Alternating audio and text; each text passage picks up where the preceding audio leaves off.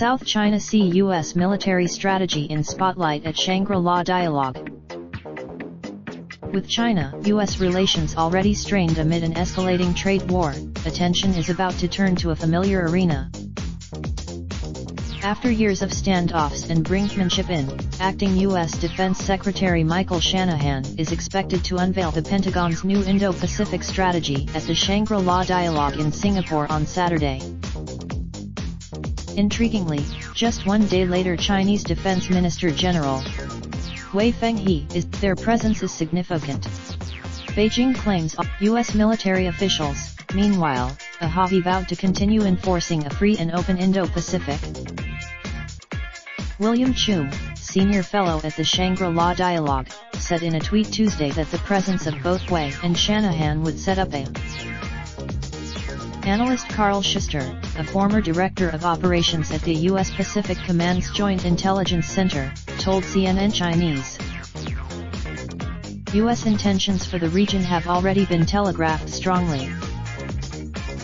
The Pentagon has stepped up freedom of navigation operations to as often as weekly. And the commander of Washington has also sent warships through the Taiwan Strait separating China from what it calls its renegade province several times this year. One of Washington's Taiwan Strait operations included a U.S. Coast Guard cutter, which later sailed into the South China Sea, sending the fifth arm of its military and its main maritime law enforcement agency into the Pacific fray. More robust U.S. armament packages also seem to be part of the plan. For bilateral, of course, it's not just the U.S. that's active around the region. Its allies and France sent a ship through the Taiwan Strait this year, and is showing off its Charles de Gaulle aircraft carrier on the sidelines of the conference. In May alone, meanwhile, U.S. officials have bigger plans for the coming year.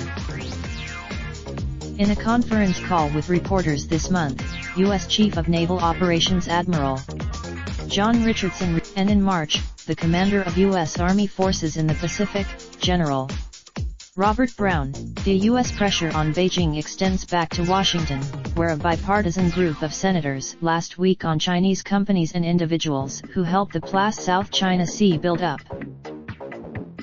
China. For its part, China hasn't backed down at all, launching new warships, touting new weapons, keeping its forces active in the South China Sea, around Taiwan and beyond, and blasting Washington.